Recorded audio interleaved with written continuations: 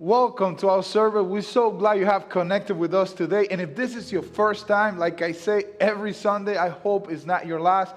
Please share this broadcast. Today, we're so excited to be here with you. We have a brand new series, a new message that we know is going to touch your life, is going to do something powerful in your life. So please connect with us. Let us know that you've been following us, that that your life has been touched and been transformed by what we're doing here, because you are the reason why we do what we do. So today, before I get into the message, I want to leave you with Freddie so we can worship and sing to God, and then I'll come back right here with you so we can talk about something very, very important for us.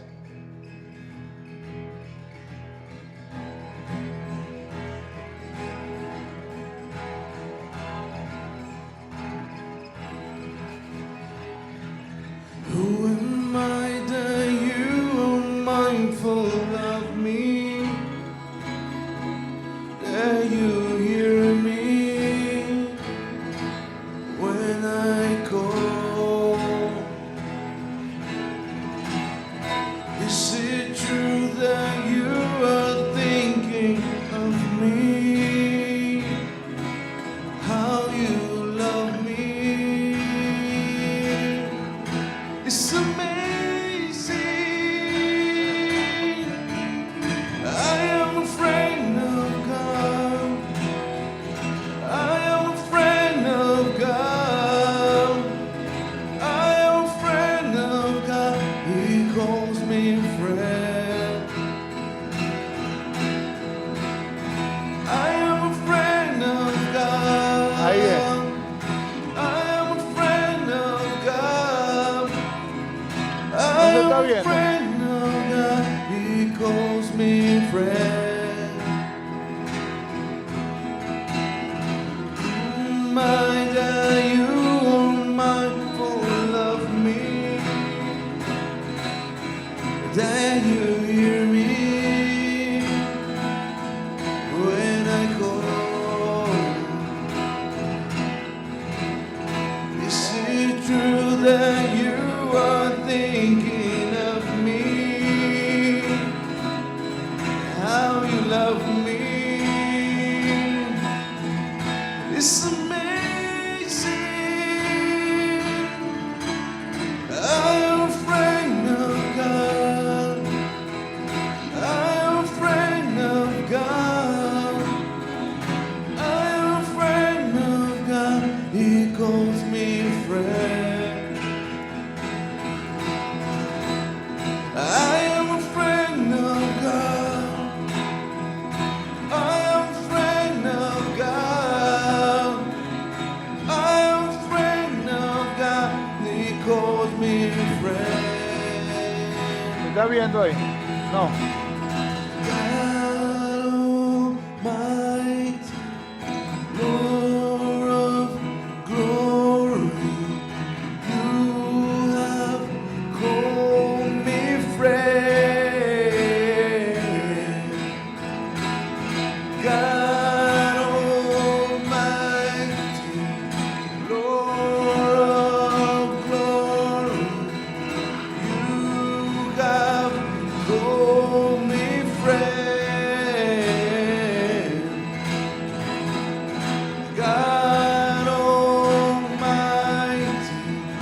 Lord of glory, you have called me friend. I am a friend of God. I am a friend of God. I am a friend of God. He calls me friend.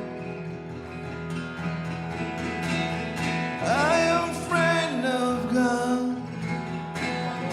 I am a friend of Sí, God. sí. Está en I am inglés. a friend of God. He calls me friend. He calls me friend.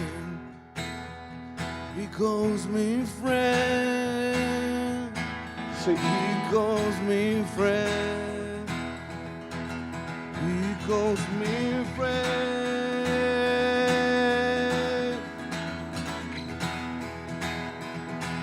He calls me friend. He calls me friend.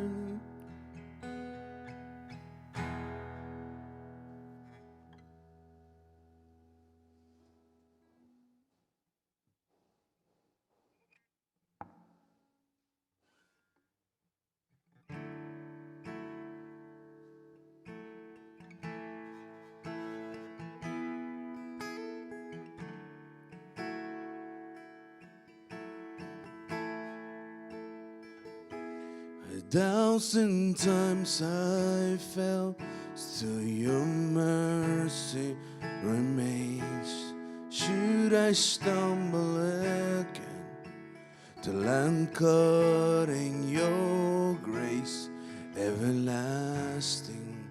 Your light will shine when all else fades, never ending. Your glory goes beyond all fame.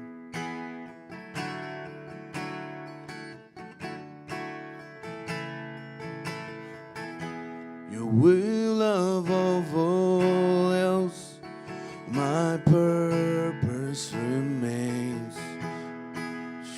Should I the art of losing myself in bringing you praise everlasting. Your light will shine when all else fades, never ending. Your glory goes beyond all fame. Yeah, my heart and my soul, Lord, I give you control. Consume me from the inside out, Lord.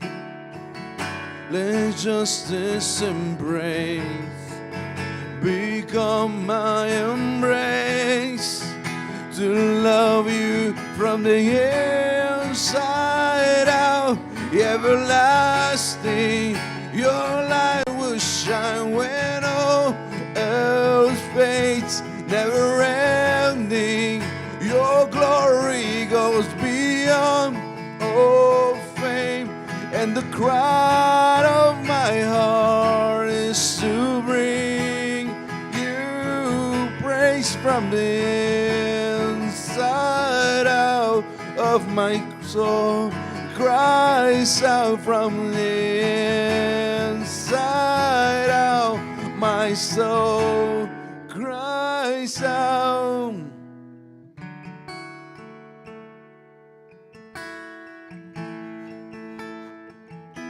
Your will above all else, to my purpose remain. The art of losing myself in bringing you praise everlasting. Your light will shine when all else fades, never ending. Your glory goes beyond all fame. Yeah, my heart and my soul, Lord, I give you control.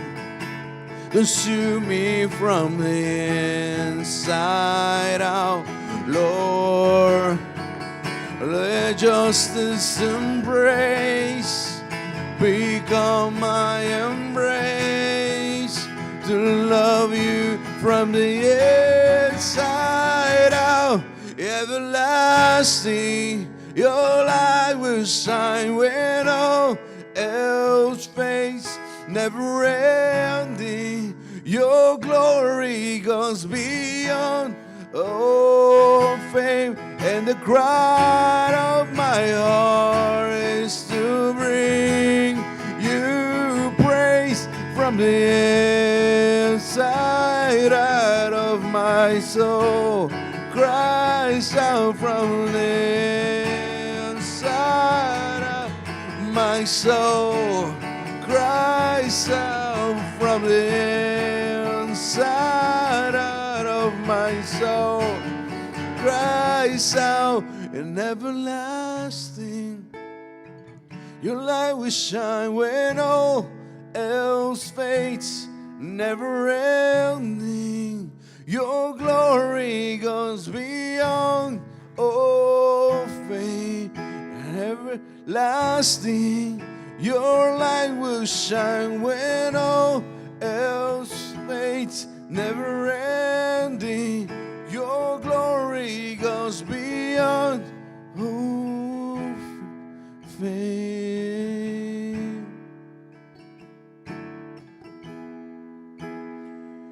All fate.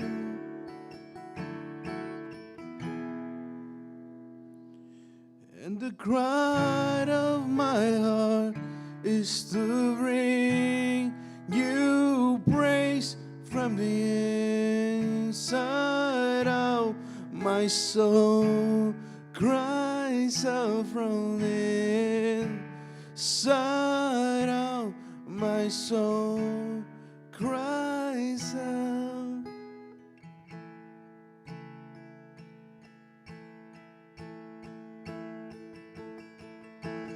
Falling on my knees in worship, giving all I am to see your face.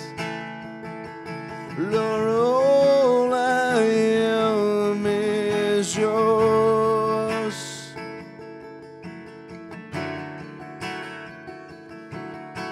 My whole life I place in your hands, God of mercy, humble I bow down at your presence, at your throne.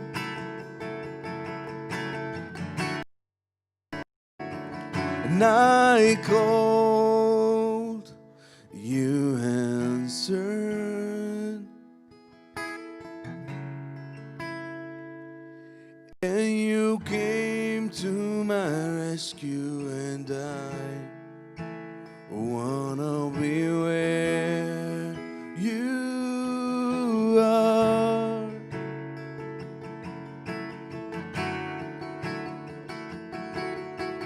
My whole life I place in your hands, God of mercy, humble I bow down at your presence, at your throne.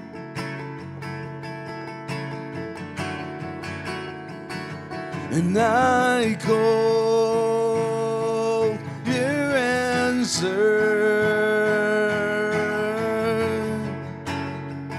and you came to my rescue, and I wanna be where you are.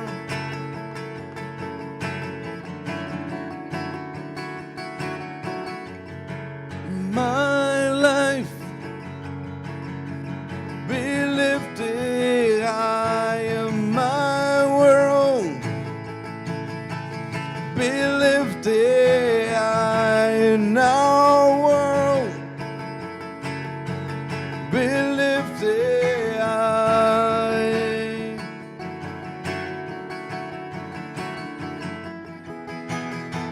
In my life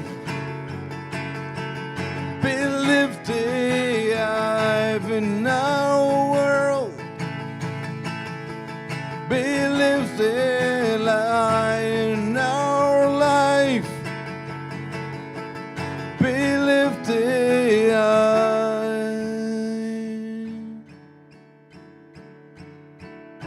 And I called, you answered, and you came to my rescue, and I wanna be where you are.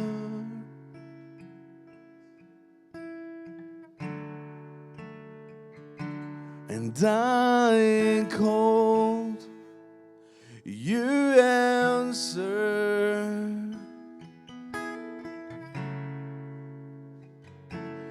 and you came to my rescue, and I wanna be where you are.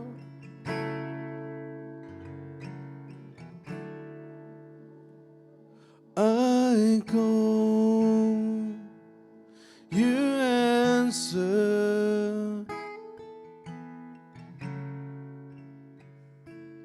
and you came to my rescue, and I wanna be where you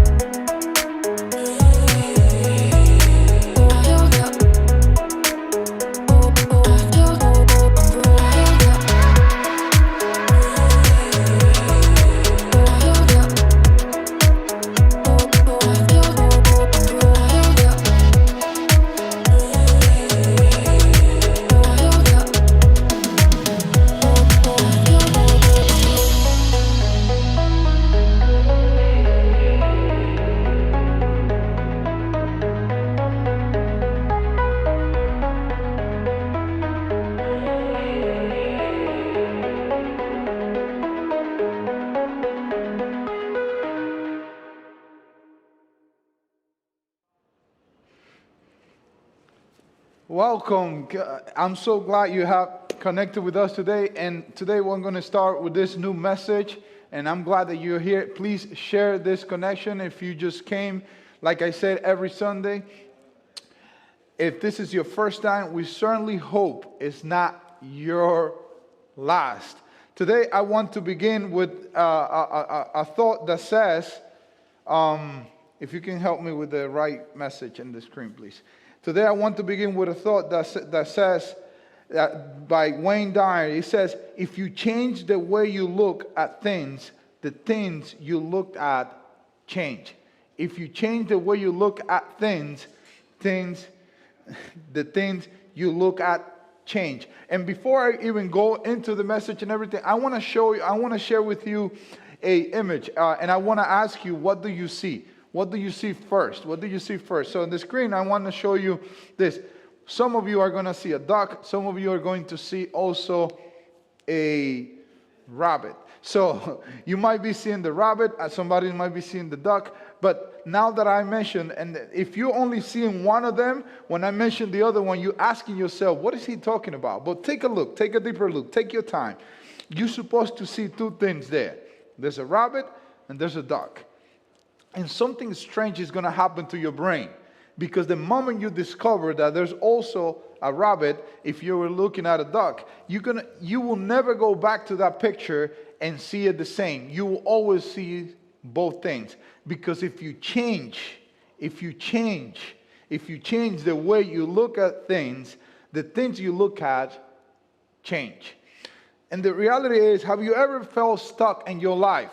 That you want to move forward, that you wanted to change things around you and your circumstances to change, but you just couldn't make it happen. You couldn't just quite figure it out how to change things that your life, your relationship, the things that you're doing around you. You've been wanting to move forward, be further away in your career and your family and your relationship, but you, in some kind of way, you tell yourself, I should have been further by now, and I want to change, and I want to be able to move further and get out of my situations, things that are not the way I want them to be. Let me suggest to you that if you are in this place right now, of feeling stuck, this has everything to do with your level of awareness. This has everything to do not with the circumstances that you're in, but the way you are actually seeing things. Awareness is how I see the world. It's my worldview. So basically, with the way that you're looking at things, and perhaps maybe if you change the way you're looking at things, the things that you're looking at will change, and change will begin to happen. I truly believe that and I have experience in my life, that if you know how to shift the level of awareness of how you're actually looking at things, I'm sure, and you will discover that a lot of things will change, not because you're lacking of resource. A lot of stuff in your life and your relations haven't changed, not because you're missing something. It's because you're probably not seeing what's already there. I heard last week that instead of looking what's not there, we should focus on what's there. And that might sound like, oh, what are you trying to say, Victor? But just sometimes we just so focus on what we don't have that we fail to enjoy, that we fail to utilize, that we fail to use, that we fail to take the greatest potential, to use the greatest potential of the stuff that we do have. So stop focusing on what you don't have, and please take into account the stuff that you do possess, that you have right now. And one of the things that I like to see in people is that sometimes they get stuck in situations. They keep telling themselves, "Oh, I'm not where I want to be." I don't really like to see this in people, because sometimes they find excuses to everything in their life. They say to themselves, "I'm not where I'm supposed to be, because you know what? I was supposed to be born on Wednesday, and I actually was born on Tuesday. It's my mother's fault. It's my daddy's fault. It's my past. It's my girlfriend. It's my husband's fault. It's my wife's fault." And people, when they keep looking for somebody to blame, when they keep looking for stuff around them, their level of awareness is at the lowest. When you always looking for someone to blame for the stuff that are not in the right way in your life, you actually like a kid. I know one day my daughter might see this message and she might say, "Why, Daddy, why you throw me under the bus?" And the reality is that I have a 4-year-old. And I've been teaching her that every time she gets upset, every time she gets mad, she keeps telling us, "Oh, I'm mad because of you. You made me mad. I did this because of you." And I tell her, "Listen, you got mad. It's your responsibility. Your emotions are yours. You're the one that needs to manage the tensions with your emotions and actually choose how you're going to respond." Because you know what? If you don't correct that level of awareness, if you think that everything that you do is because somebody else did something to you, you actually at the lowest level.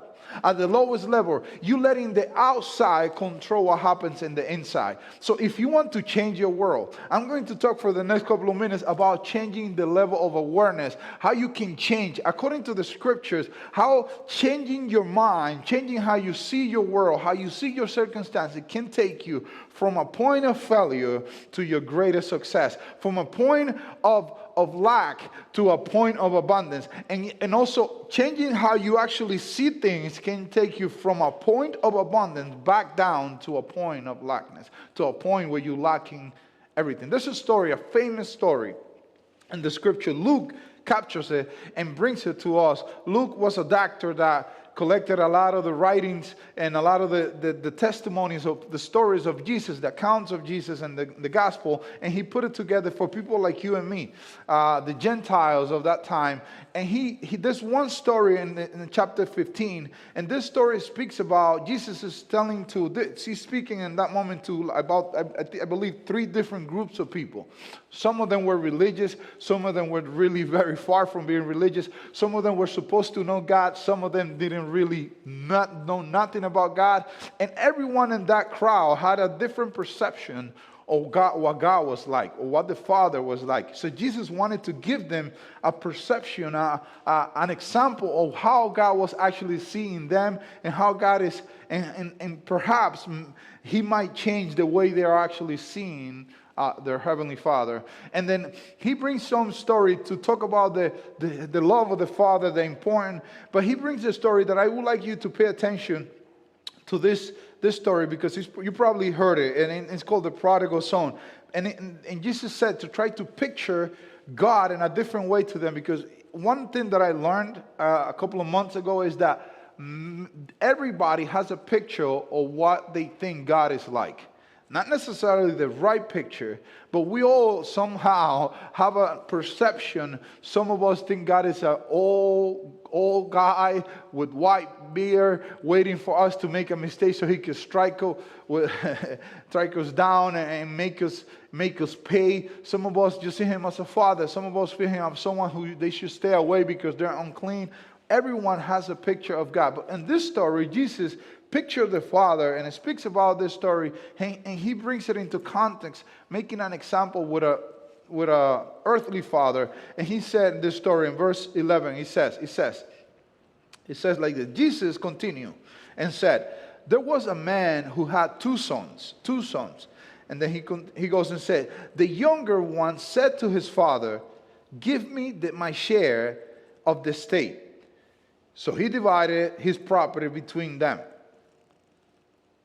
And not long ago, it says, not long ago after that, the younger son got together all he had, set off for a distant country, and there squandered his wealth in wild living. Before I go into the wild living part, I just want to let you know that in those times, it was okay for a son to come up to their father and tell him, you know what, I want the share of the estate that it belongs to me. It was okay not to wait for the father to die. They could inherit the inheritance and even while the parents were alive.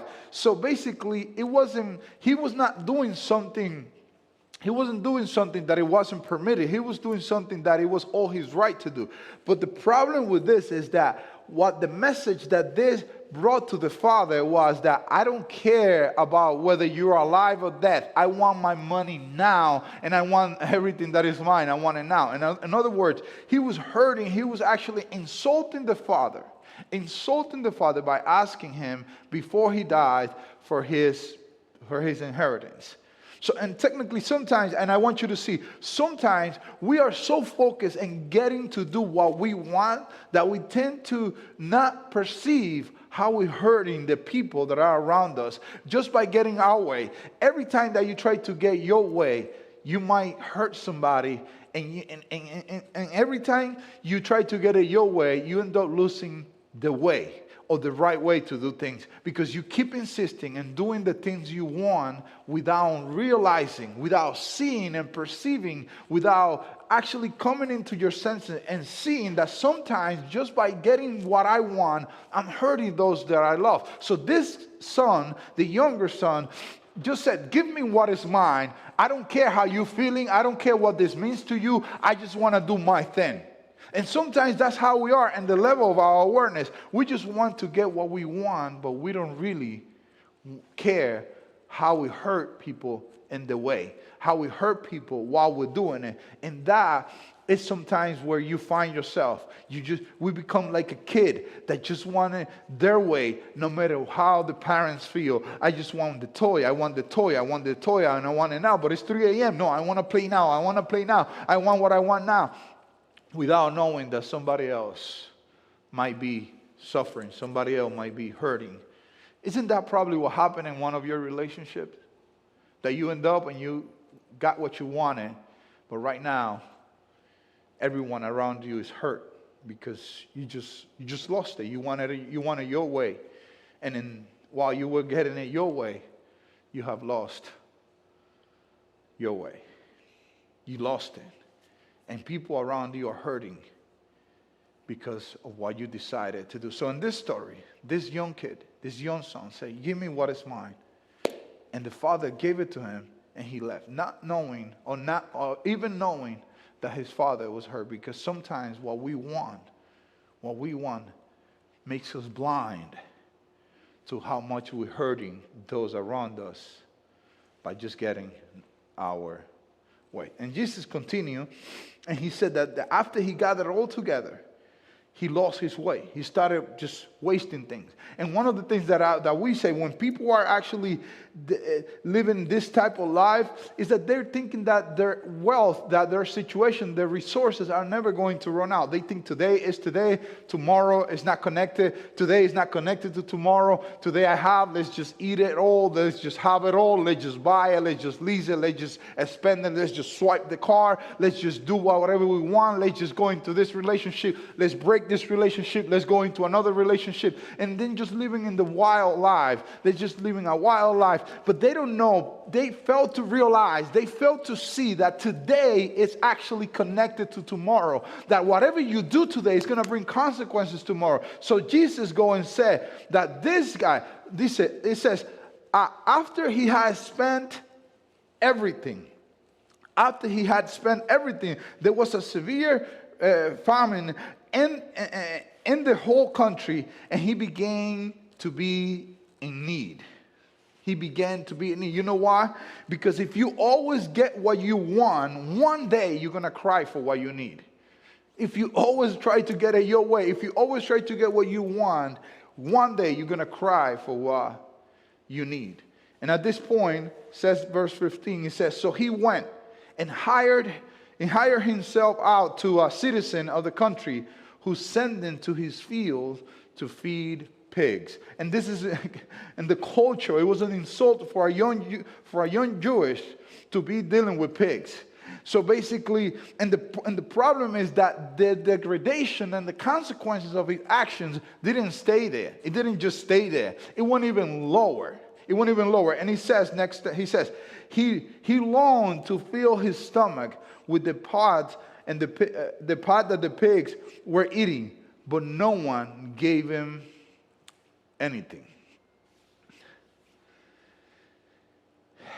And that's the problem. Sometimes we become so focused on what we want that we go and make a decision, and we end up creating some consequences for ourselves. And we find ourselves later in places that we tell ourselves, I thought I would never get in here. I thought I would never do this. And you start doing things that you thought you would never do because you did what you were not supposed to do. Because the way you were actually thinking, the way you were actually seeing your world, you just wanted your way because you were not aware of bigger things. You were not seeing things differently. And if you see things differently, things change, like we said in the beginning. It's like the picture that I show you. He was only seeing the rabbit. He was only seeing things one way. He didn't see the other way. He didn't see the duck. He was only seeing the rabbit that I showed you in the beginning. And his life was all around the things he wanted. But now he's in a situation, his mindset, his decisions brought him to a point now that he's totally in the need. He's totally wishing he would eat the pig's food. And he's wishing to do something that he never imagined himself. So this circumstance brought him down to his knees. But there's something crazy, incredible that happened. And the verse 17 says, when he came to his senses, another version says, when he came to himself, when he started thinking, when he started seeing things differently, when he went back to his experience to see the world that he had just left behind. He said, when he came to his senses, he said, how many of my father's hired servants have food to spare, and here I am starving to death? And then he goes, his mind is changing. The way he sees the world is changing for him. His level of awareness is changing. He's realizing, he's looking around and seeing some pigs. He's looking around and seeing mud. He's looking around and only feeling hungry and seeing pigs. And he said, this is nothing like my room. This is nothing like the house that I left behind. What was I thinking? In other words, not what were you thinking, what were you seeing? Because how you see is how you treat. How you perceive the world is how it informs your decisions. And the awareness, the level of awareness that you operate, the way you see your worldview informs your decisions. And if you make decisions, it will create some You will take some actions, and those actions are going to harvest, are going to bring some results. So then he said, when he came to his senses, he said, how many of my father's hired servants have food to spare, and I'm here starving to death? And he says something in verse 18, he says, I will set out and go back to my father and say to him, Father, I have sinned against heaven and against you. Meaning, I realize now, I see the world different now. I grew a little bit. I'm a little bit more mature. Now I'm seeing things in another angle. Now I know that the world is not only about what I want, but it's also about taking care of those around me, about their needs, about their feelings, about what they want. Because that's something that we've lost sometimes. We are so focused on what we want that we forget that we're here to love others as God has, through Jesus, has loved us. So he said, I have sinned against heaven and I have sinned against you. And he goes in 19, he says, I am no longer worthy to be called your son. Make me, because I know that I'm your son, but my decisions has brought me to this point. So please, at least make me like one of your hired servants. So he got up and went to his father. And this is an important part that I want you to pay attention. If you change your level of awareness, if you change how you see the world, if you change how you perceive things, if you pay close attention to what you have there where you are, you might take some different actions. You might change the way you do things. And things doesn't necessarily have to change. The only thing that has to change first is how you see that situation. In other words, you might be wanting to get out of your marriage. You might be wanting to get out of that relationship that you call toxic because this relationship is no good. And you be blaming the other person because things are not the way you want. But probably it's not about them changing. It's about you changing the way you see them because they were always there. They've always been there. It might be the way that you actually seeing things that has been informing your decisions and it's been affecting how you act and your behavior. And then he got up because he just became aware of his situation. And he got up and left. And the next part says, but while he was still a long way off, his father saw him and was filled with compassion for him. He ran to his son, threw his arms around him and kissed him. And he goes, in verse 21 says, the son said to him, Father, I have sinned against heaven and I've sinned against you. I am no longer worthy to be called your son. Verse 22 says, but the father said to his servant, quick, bring the best robe and put it on him. Put a ring on his finger and sandals on his feet. And verse 23 says, bring the fatted calf and kill it. Let's have a feast and celebrate. And verse 24 says, for this son of mine was dead and is alive again. He was lost and is found. So they began to celebrate. And I want to go back to that verse. I want to go back to that verse where the father speaks and said, for this son of mine was dead and is alive again. He was lost and is found. Remember who is talking here. This is Jesus talking. And then listen to this. For God, the way you see things, the level of awareness is a matter of life and death. The son wasn't dead physically, but because of how he was seeing his world, how he was perceiving his surrounding, how he was, the level of awareness of how his mindset was, For the Father, for God, the way you see things either make you to be alive or make you to consider you dead. The way you actually think can kill a relationship or can actually bring life to it. Oh, I'm going to say that again. I'm going to say that again. The way you see a relationship, the way you see things can actually kill something or bring life to it. So for Jesus, he said, the Father, Jesus is saying that the Father said in his word, he's quoting the Father, he said, the Father said, my son was dead and now he's alive. And the other thing that you might even, we're more familiar with this. And he said, he was lost and is found.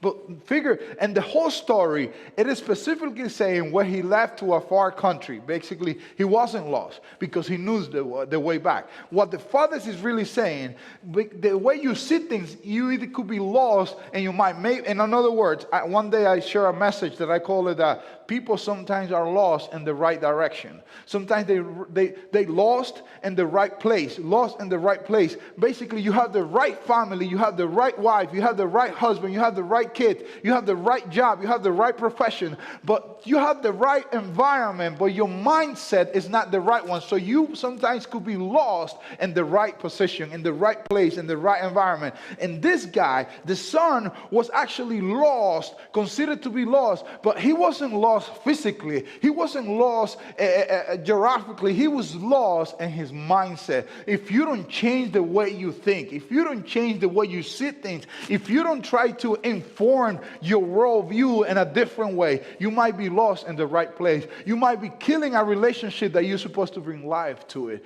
Be careful. Just become aware right now of your surroundings. Stop blaming others for your mistake. Stop blaming others. Stop blaming life, God, for what you don't have. Think about what you have. Don't stop blaming what is not there. Take a close look at what's there already where you are. For this story here brings so much, it's so loaded with this life-changing principles that says that sometimes you could be in the right place, but you don't have the right mindset. You could be in the right relationship, but you don't have the right thinking. And that can be problematic. That could be very dangerous. You could have the right family, but you're not seeing them right because you're just not aware of how valuable and how precious the things that you have are. And the Father said this son was lost and is found. So they began to celebrate. Could it be that you are lacking of celebration in your life? That all you're going through is pain, suffering, hurt? It might not be your circumstances. It might not be your bank account. It might not be the job you have. It might not be the relationship you're in. It might be the level of awareness that you're in. It might be the way that you're seeing things. Remember what I said in the beginning.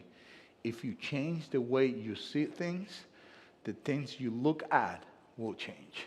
If you change the way you see them, the angle, if you try just to say, you know what, let me just visit this relationship again. Let me see if it's actually me that is actually making this toxic and it's not them. If you change the way you see things, the things you look at change. If you take a deeper look, you might see the rabbit and stop seeing the duck, or vice versa. If you change.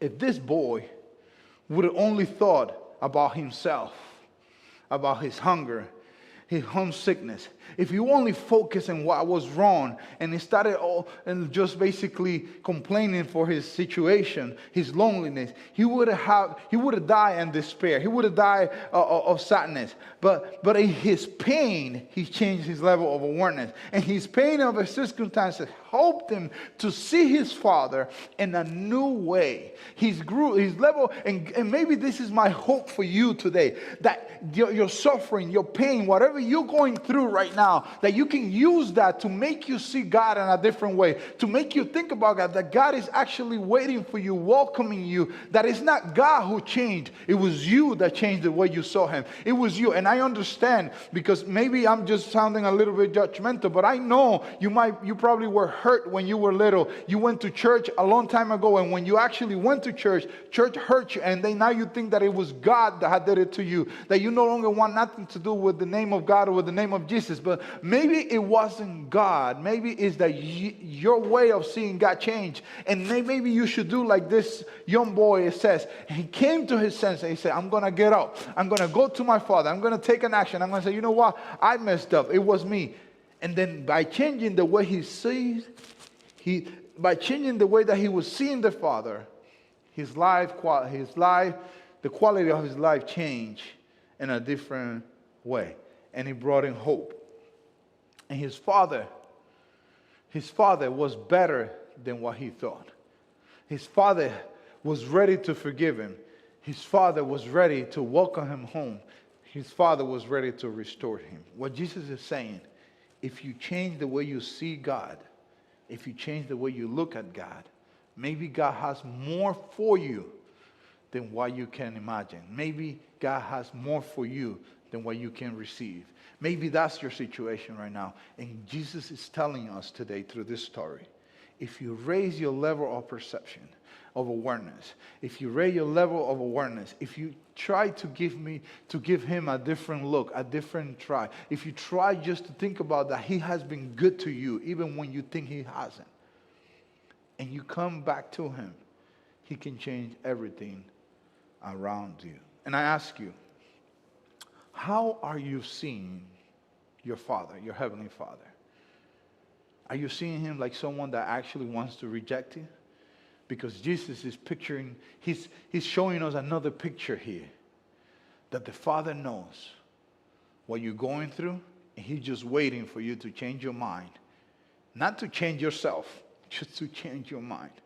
Because he will take care of the clothes, he will take care of the hunger, he will take care of the money, he will take care of everything else. He's just waiting for you to change the way you see him. And if you change the way you see him, he will change the way you look. Because when you change the way you see things, the things you look at change. How are you seeing your Father?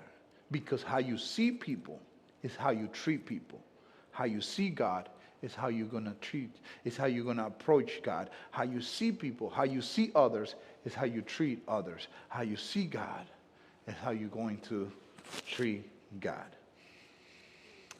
I remember reading about one ex-president of the United States, in his desk, he had a saying that will go this way. It will say, God, how big is your sea and how small is my boat? In other words, he was just making himself, reminding himself, making himself aware that God was bigger than his situation. That God is bigger than his hunger. His boy knew that his father had more to spare than the hunger that he had. He had new clothes. He had new life. God has more for you than what you can imagine. Sometimes we think that God wants something from us, but in reality is that God has something for us. So that's why Jesus said, John says, for God so loved the world that he gave his son. God has something for you.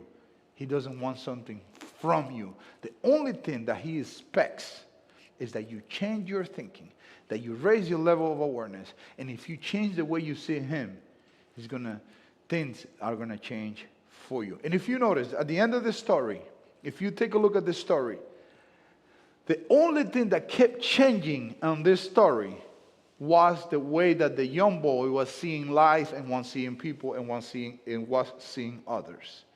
And the way that he changed his mindset, the same way that his situations were changing. Maybe that's what you need to do. You and I need to do. But how can we do it? How can I change my level of awareness, Victor? That's why I ask you to, whatever you do, that's why I'm asking you that whatever you do, do not miss next Sunday. I'll be right here with the second part of this new series, and I'll be right here for you. And I know that you want to get things right. Everybody wants to do the right things in life.